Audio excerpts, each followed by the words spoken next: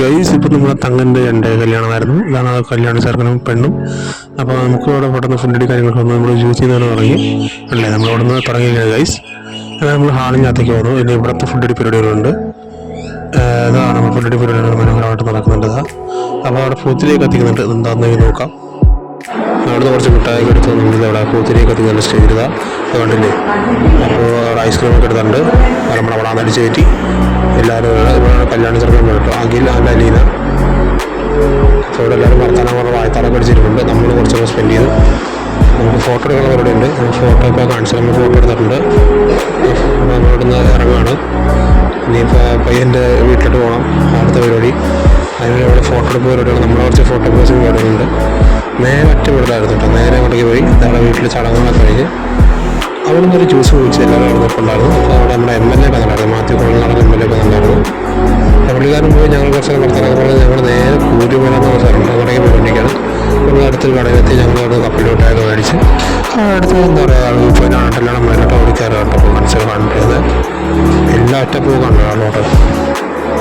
ഇതാണ് കൂരുമല വയസ്സ്. നല്ല അത്യാവശ്യം നല്ല വ്യൂ ഉണ്ട് കേട്ടോ. നല്ല രീതിക്ക് അത് പോകുന്നുണ്ട്.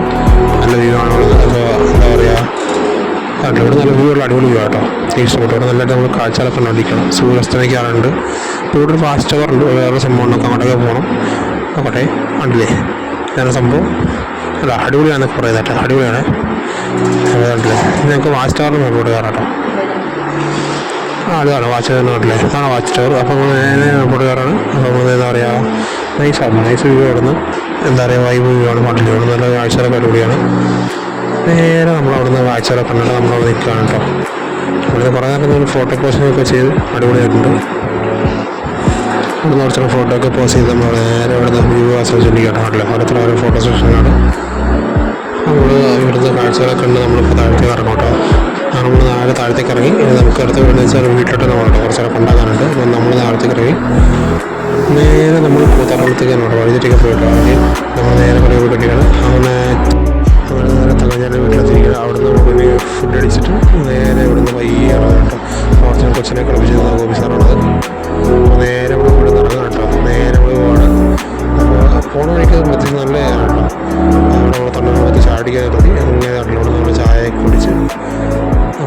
കുടിച്ച് അവിടെ നിന്ന് ഇപ്പോൾ പോകണം. അപ്പോൾ ഇന്നത്തെ ദിവസം ഇത്രേ ഉള്ളൂ. അപ്പോൾ ഓക്കെ ദെൻ ബൈ.